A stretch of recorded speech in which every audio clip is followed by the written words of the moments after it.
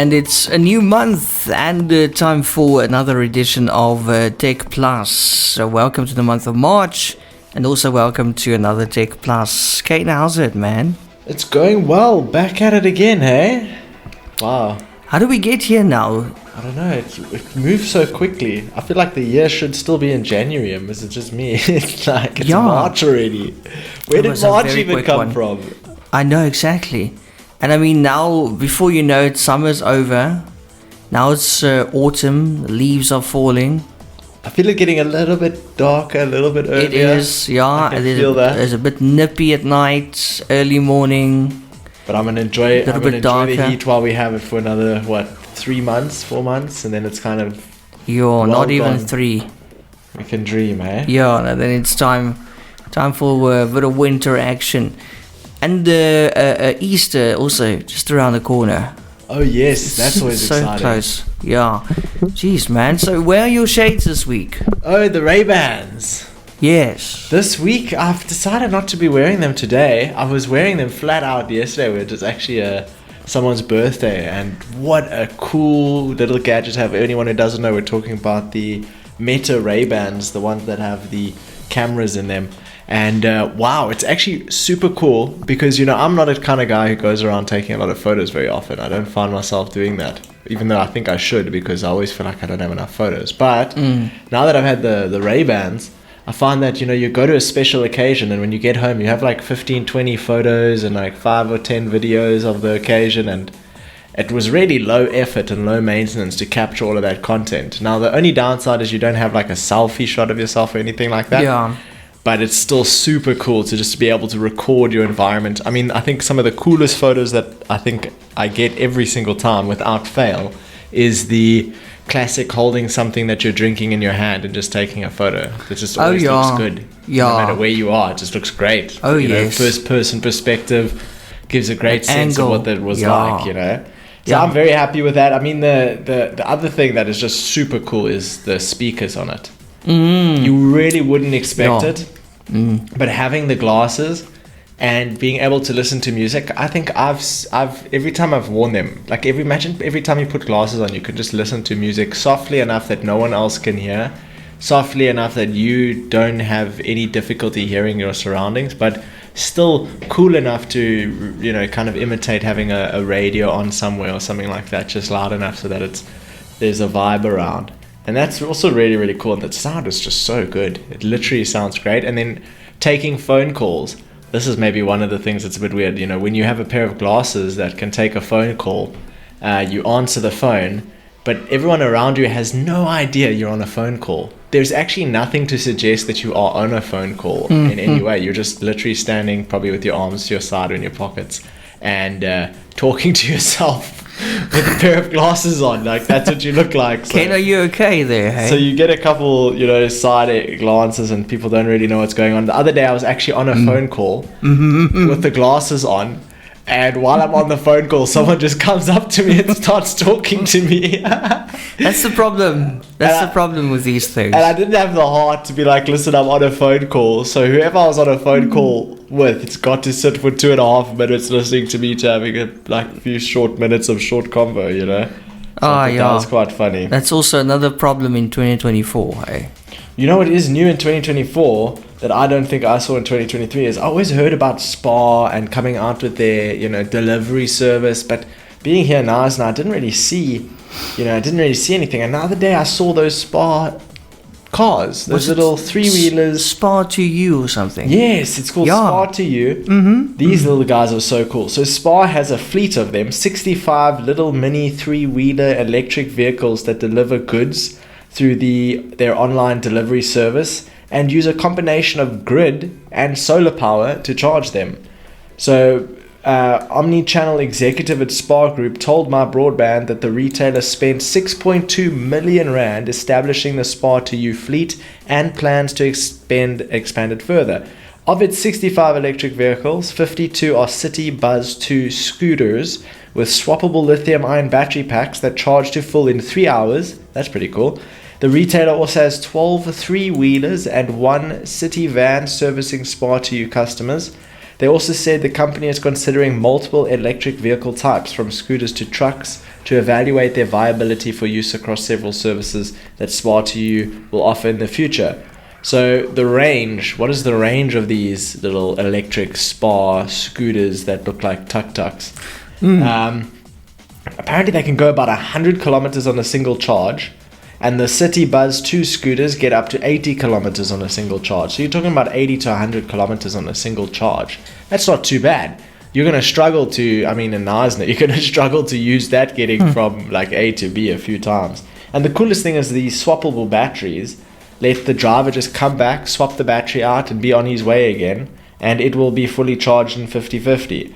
I mean, in about three hours or so. And then they also went on to say that when they're charging them, it uses a combination of grid and solar power, and they estimate that doing this will allow them to have an estimated annual offset of approximately 3.27 tons of carbon emissions per bike. How cool is that? Very cool. Very, very cool. Have you seen these Spar2U little scooters around? Yeah, and now that you mention it, I've seen more of them in recent weeks than I've seen before. And have you used any of the Spar2U services? I'm still doing the 60/60, eh? Checkers, eh? Yeah. Come on, you got to try. I'm a brand ambassador for You can't Checkers. kick it till you try it. You know what I mean? Yes, are you using, what are you still I haven't tried it either.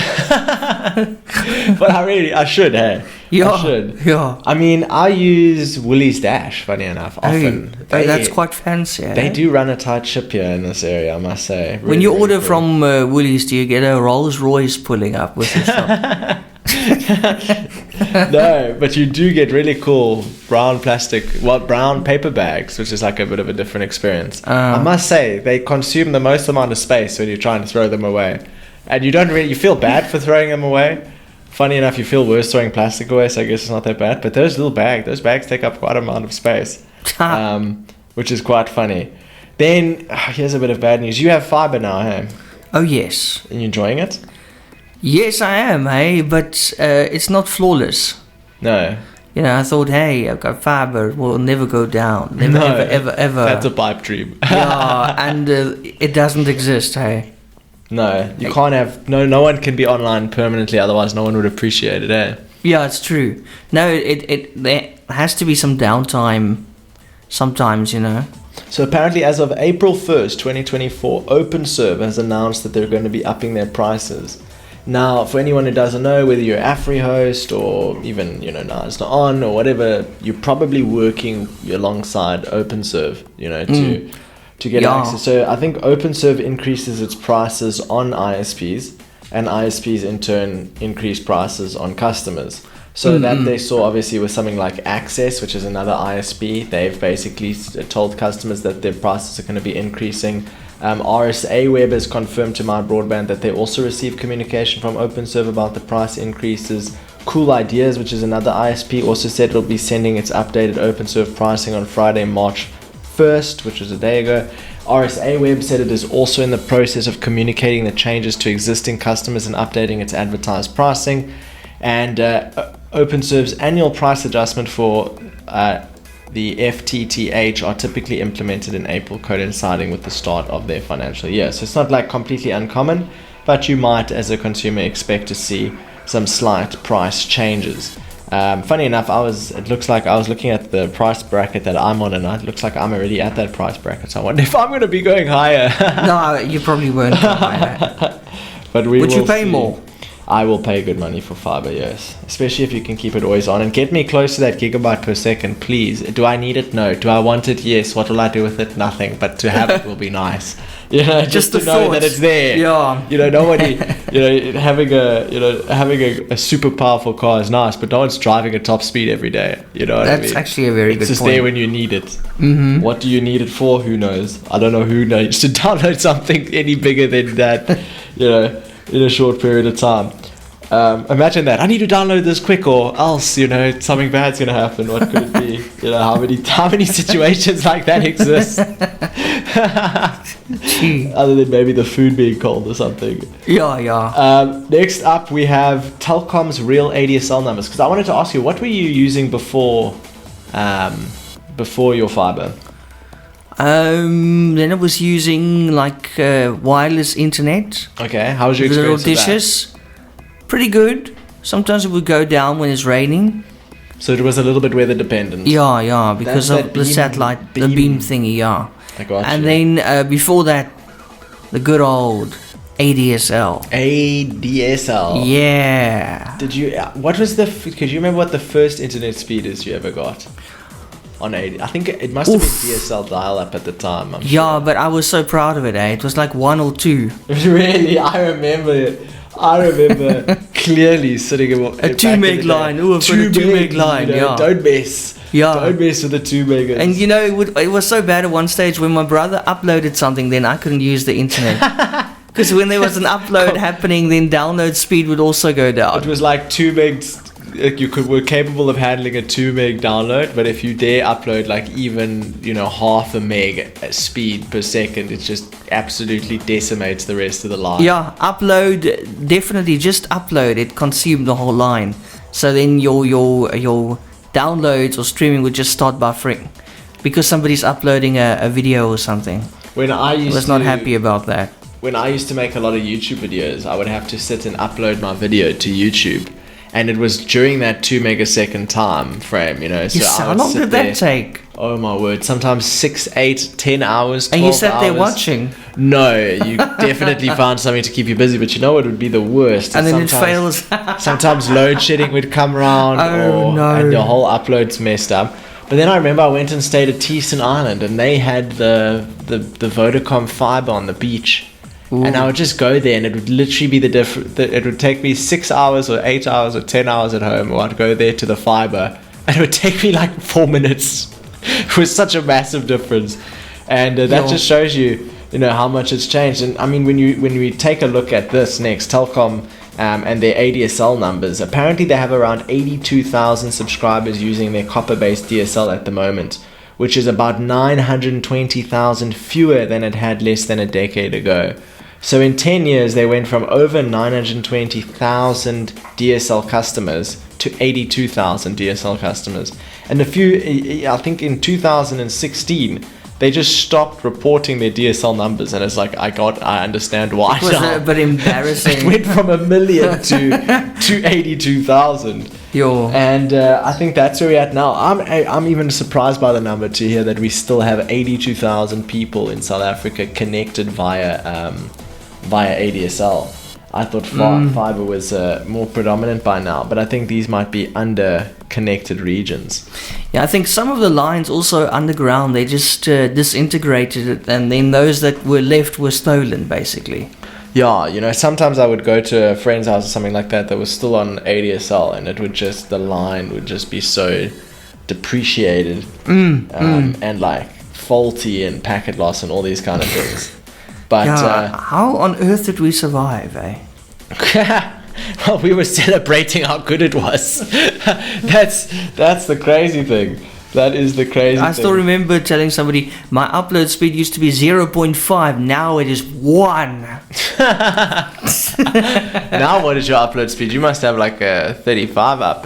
Yes, or something like that, yeah. 70 times faster than it Exactly. was. 70 times. Yeah. That is unbelievable. Meaning if you upload something, We've come a it'll long take way. 1/70th of the time. But it's nice to say, we lived through that time, People can make fun of us for that.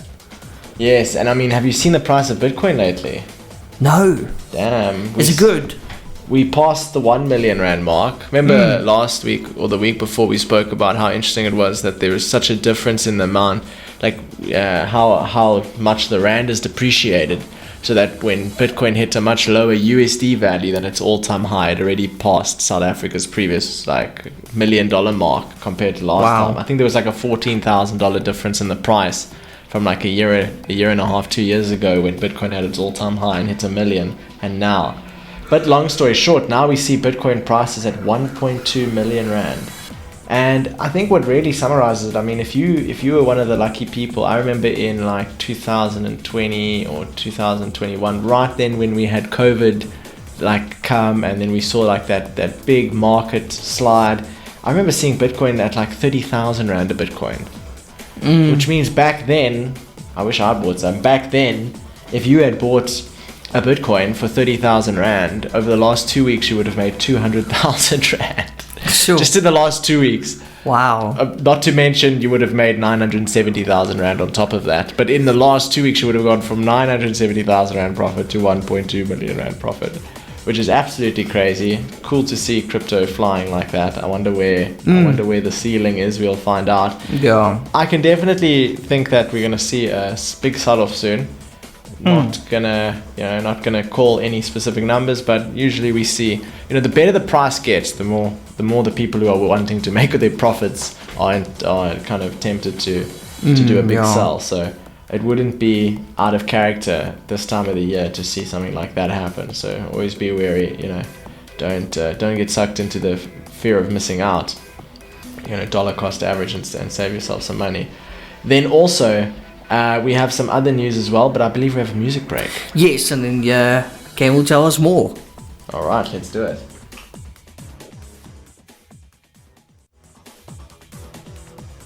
Welcome back to TechPlus. It's Eon and Kaine with you, talking about this week's biggest tech stories as we enter the month of March. Kaine, what have you got for us next? Twitch has apparently stopped operating in South Korea. The streaming service shut off access this week, citing prohibitively expensive costs. These costs stem from a high tax on bandwidth services. According to Rest of World, the sender pays rule requires companies to compensate the receiving networks for the traffic they send. It's meant to tax heavy senders like Netflix and YouTube, and live streaming sites like Twitch face particularly steep fees, as low latency is critical for live content. So we see Twitch essentially stepping out of South Korea. I wonder how much money they made out of South Korea. I don't know how popular, compared to their other markets, how popular South Korea is. But obviously we've seen them now step out, so the answer is not very popular. But Twitch won't be available there anymore. And then Tesla has also come out to say that Rivian, GM, Polestar, and Volvo are next in line for the supercharger access. Ford EV owners are the first to get access, with the company opening up orders for complementary NACS to CSS adapters starting today. And as noted by Electric, next in line will be GM, Rivian, Polestar, and Volvo. The companies will also need to roll out software updates to allow Tesla chargers to automatically recognize their vehicles for billing purposes. So there we have it, some updates in the Tesla supercharger world, where everything should one day, I guess, be charged by a Tesla. We're seeing obviously the Ford support rollout, but also revving up for GM, Rivian, Polestar, and Volvo. So that's going to be very, very cool. Nothing for us to worry about though. We don't have any Tesla superchargers here. I think Elon's a little bit angry that he can't get Starlink in here, so yeah, he's just not even trying. He's probably like typical, He's not even trying to bring the Teslas back. So that's that. And then not just the end of the Elon news just yet. Elon Musk has announced that he's suing OpenAI. Ooh. So for anyone who doesn't know what OpenAI is essentially ChatGPT and DALL-E now at the moment as well. And Elon Musk is suing OpenAI for abandoning its mission to benefit humanity. Elon Musk claims OpenAI is using ChatGPT 4 to maximize profits instead of for the benefit of humanity.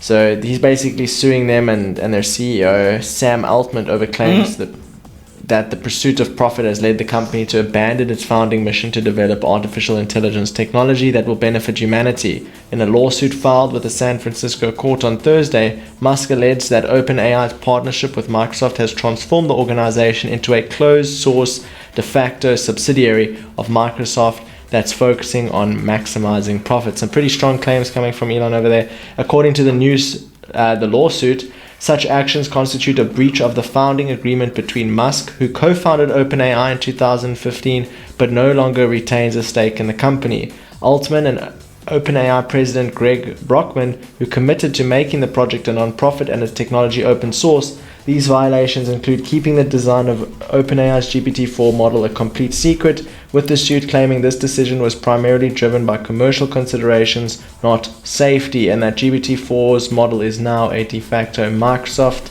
proprietary algorithm. So, in a nutshell, what's actually happening here is Musk, being one of the very first OpenAI funders, has basically started a lawsuit to say that the agreement that he signed when he originally funded them, which was they are going to prioritize being open source, they're going to prioritize being there for the benefit of humanity, and they're going to not prioritize everything around making a profit. Now, Microsoft's obviously come into the bill, spending billions of dollars, pun intended, and unfortunately have decided to release GPT-4 without some of these non-profit related elements. And Musk obviously turning around and saying that's not right, and ultimately taking action against Sam Altman and the OpenAI team. Going to be interesting to see what happens there. I mean, Musk very much acting as like a I feel like a Bruce Wayne, like a rich vigilante. Yeah. You know, kind of trying to take down the underdogs. I mean, who else is going to sue OpenAI for that? Who else is going to take action on them? Do I think that the action is warranted? I don't think we should be building AI models to make money right now. I think we should be making AI models to basically make AI models better, and then we can make money later, you know. But you need money to make money, and the people who've made it need to make money.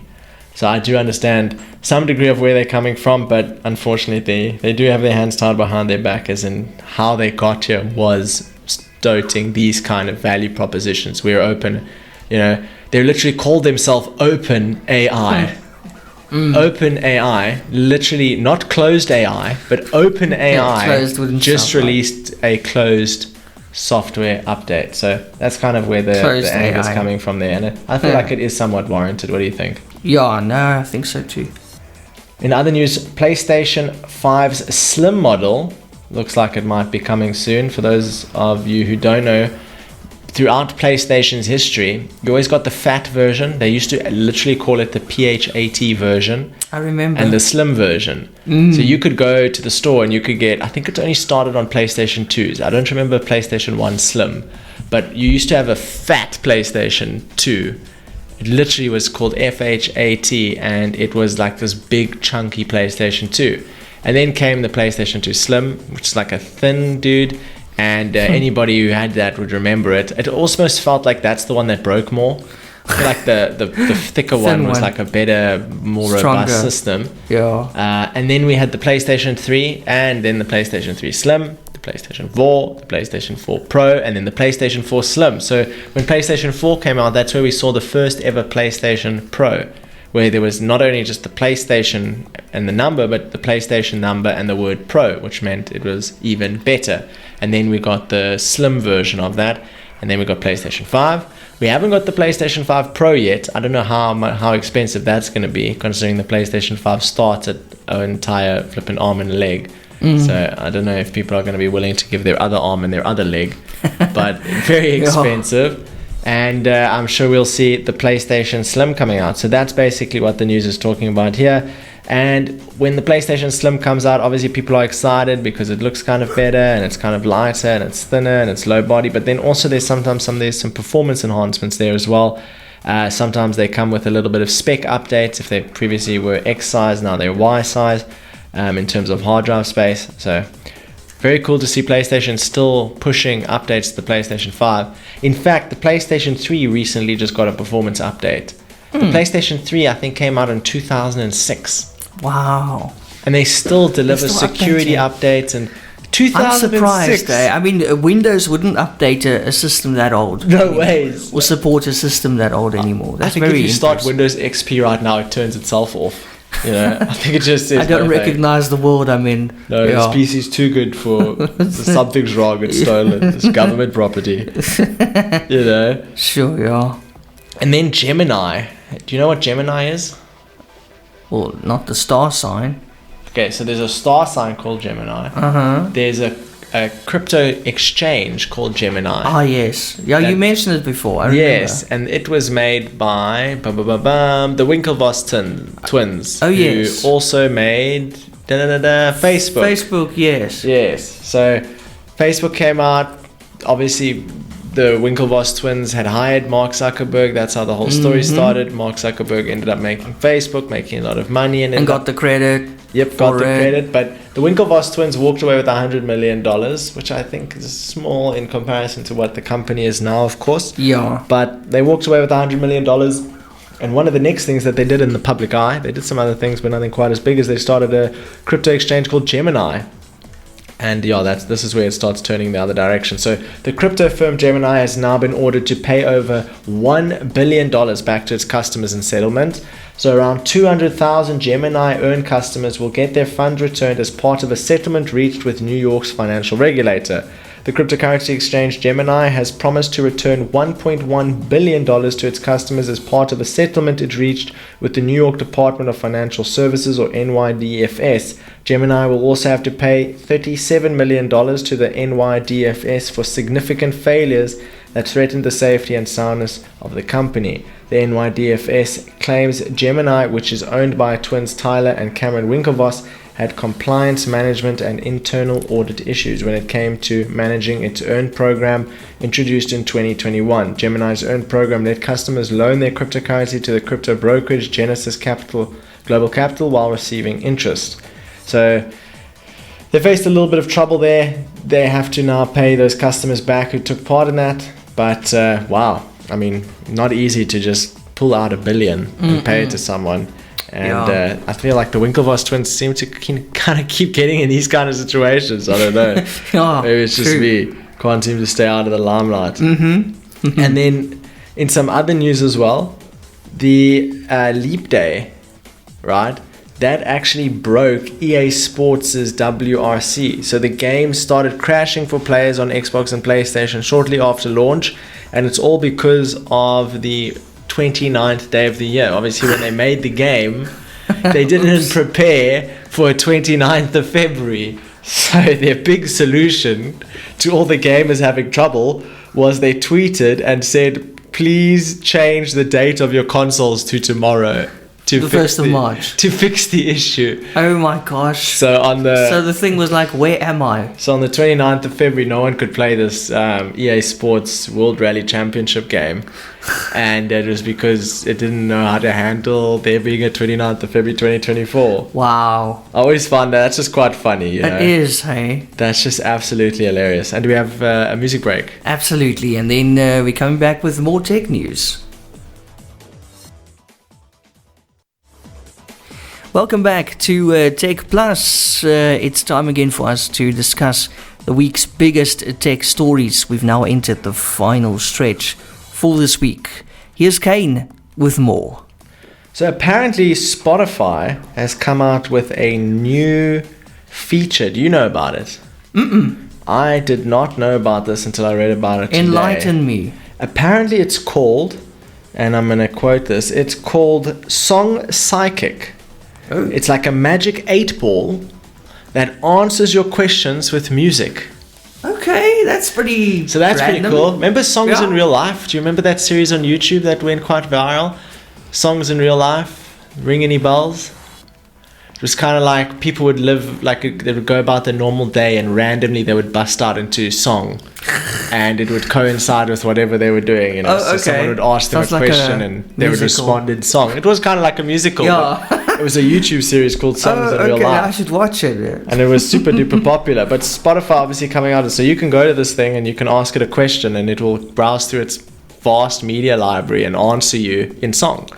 And I think that's pretty cool because for me especially, I can't just remember the lyrics of a song, but if you give me one line, then you know I can go on from there. So I think this would be a pretty fun thing to play with. And see if you could complete the next line, you know, and if you could know which song it is and things like that. So I think that's a pretty cool feature. Definitely wasn't expecting it or asking for it, but I like Spotify. They come up with cool stuff like that. They come out with Spotify Wrapped. Have you ever seen that? What's it in December?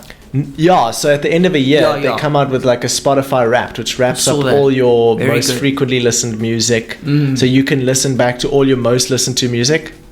Or you could listen to like a collection of songs that are very similar to, you know, the music you listen to. You know what I don't like about listening back to the songs you listen to the most It's like you've listened to them the most, so therefore they're probably not going to be that good to listen to. Yeah, I'm a bit tired now. Yeah, the ones you've listened to the most are overplayed, you know? That's the ones you're like, no, not this song again. Not again, yeah. So that one didn't really work. Okay, but I saw that Wrapped thing in December. I think. Yes. And here's another thing. Did you know, I mean, I'm sure a lot of people know, but I mean, I didn't directly know. Did you know Apple was working on a car? Yes, at one stage they spoke about it. I think I saw a photo as well, but it never took off. No, it never quite took off. And do you want to guess how much they spent on this little adventure? No, I have absolutely no idea. Hey, must be a lot again. So, I mean, they've spent the last decade basically fumbling, essentially, because they've given up. They said it was doomed, not going to work.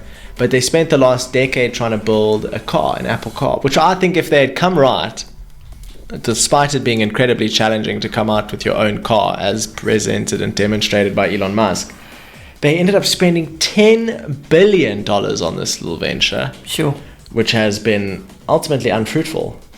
Oops. And I think that kind of highlights some of the decisions massive tech companies have to make. I mean, $10 billion. Mm-hmm. If you had just not worked on it and kept that money for yourself or for your business, big difference. Yeah. But you never know, man. 20 years from now, 10 years from now, 5 years from now, they could reboot it.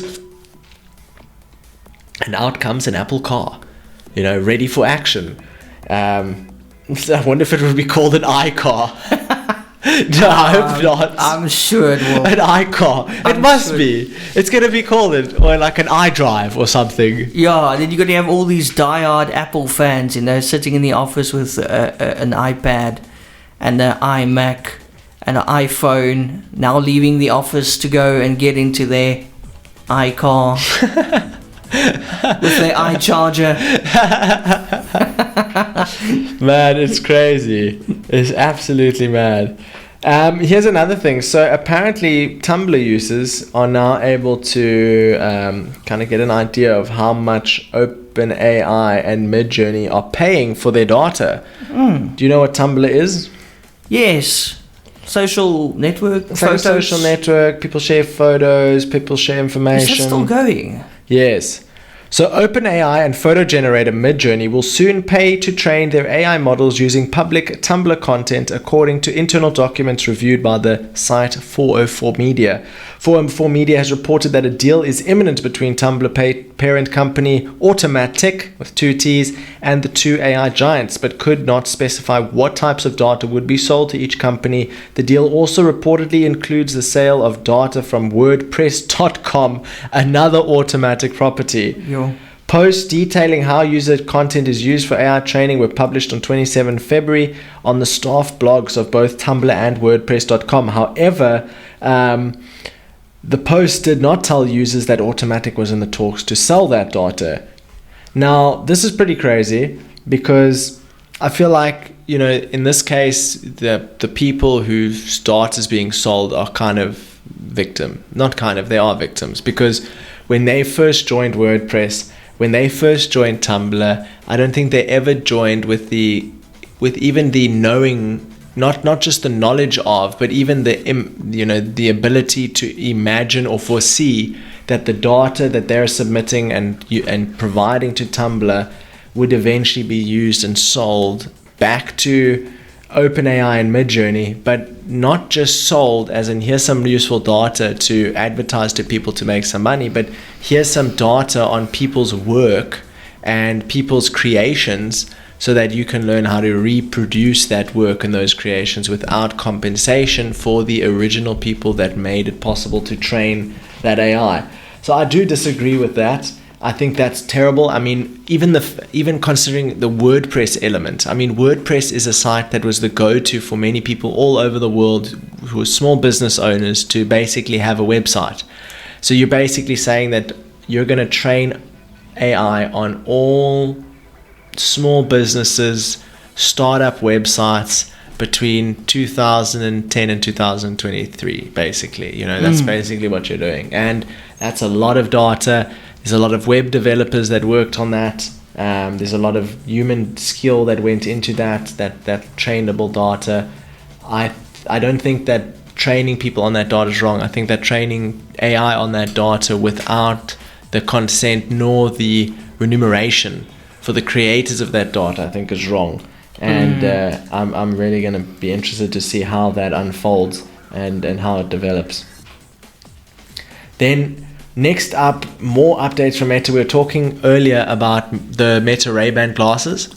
So apparently Meta has now announced that 2024 is apparently going to be the year that we're going to see a pair of true AR smart glasses. So so-called Orion glasses might make a surprise appearance at Meta Connect later in 2024, but they won't be available for the public. What is this? Well, we spoke about the Meta Ray-Ban glasses that are out now, the Wayfarers, the latest ones. They can, you can say, hey Meta, take a photo, and it'll take a photo. You can say, hey Meta, record a video, and we'll record up to a 1-minute video in like 4K resolution, and it has 2 cameras on it, and it has a mic on it, and it has speakers on it, and it has a touch controller on it, so you can listen to music and have calls and speak to people and do all that kind of stuff. But one thing you can't do is see anything. There is an LED to determine whether it's on or off. There's some LEDs to show when a picture's being taken, but there's no on-screen information. We saw when the Apple Vision Pro came out, one of the most popular features of the Vision Pro was something called pass-through, where they could literally walk about their day or their house and actually set up viewable stations, like little mini computers in the sky, basically, displays in the sky. Make a fake TV, make a fake computer, make a fake visual display in front of your fridge that shows recipes. Have another TV next to your TV that shows, like, if you're watching the rugby, it will show you like your favorite sports betting website where you're betting on the local sports. You can set up all these virtual and augmented reality environments. The minute you're doing something in virtual reality that's in your own reality, it's called augmented reality. And that's basically what these glasses will probably try and create. But I think before they create something like that, you're probably going to see like a little message icon in the top right hand corner of your lens. You might see a little bit of text from the latest text message come in the bottom left of your screen. You might be able to take a photo, and the little photo will show up in one of your lenses, so you can quickly see it and see if it's a good photo. You might ask the camera, like, hey, what language is this? And it will look at the page that you're looking at and look at the words and automatically pick up the text on the page and convert it into another language so that you can read it. Super useful when you're traveling, probably. Maybe you're at the airport and you don't know how to get to where you need to go. The glasses might have GPS in it, so it'll create an augmented reality waypoint on the ground. So it'll make some arrows on the ground for you to follow to wherever your plane is departing from, or whatever area you need to get to at the airport or in a big town or something like that. So I think that kind of technology is what you're going to see with AR glasses, and I'm personally quite excited to see it, and a little bit bleak. I just got these Wayfarer glasses, and now the next ones are coming out. Yeah, I think it's going to be like iPhones, eh? You'll never have the latest one because there's always a new one coming out. That's tech for you, Yeah, exactly. There's always someone out there with something new. At least you have one, man. Exactly, you can't. I mean, the guys going around buying a new iPhone every time an iPhone comes out are literally paying a lot of money for not a lot of advancements. I see a lot of people, the strategy they stick to is a phone every second generation. That seems to be quite a good strategy. And I would do that too, skip one generation, you get the most kind of updates. Yeah. That's very nice. And good idea, actually. And the last piece of news, this is quite interesting. Uber could back an African startup with up to 2 billion rand. It's quite a whopping number. Uber Technologies Inc. is in talks to back African vehicle financing startup Move with 2 O's in a funding round of as much as $100 million, or to be exact, 1.93 billion rand, said people familiar with the matter. The US ride-hailing firm will join a group of investors in the cash raise, which will push Move's enterprise value to about $750 million from a pre-money valuation of about $650 million. That's crazy, eh? I mean, they're investing $100 million into a company worth $650 million. It's just like, it doesn't even scratch the surface of the value, but it's still impressive. The funding round has not yet concluded, and the final figure could still change, ranging between about $75 million and $100 million. But that's cool. Uber investing into an African startup called Move. Very cool. And that's your tech topics for this week. Move, Kaine, move. It's time for you to move, my boy. There's actually a funny, a funny YouTuber I watch in South Africa, and he always says, "You're not a tree, you must move." Yeah, I also saw a quote once saying, "If you're not happy where you are, move. You're not a tree." Yeah. It's actually quite true, hey? Instead of complaining. But yes, remember, if you want to get in touch with us and be interactive, make some topic suggestions, maybe send us a question or something, maybe we can find out something for you. Do send us your thoughts and suggestions on the WhatsApp line 061 253 0670. It's 061 253 0670. And on that note, Kaine, I'm going to wish you a wonderful weekend, and thanks as always for popping in with all the great tech news. Absolutely a pleasure, and thank you to all of our listeners for listening in. We'll see you next week, same time, same place. Absolutely. Take care. Cheers, everyone. Cheers. Bye. Bye-bye.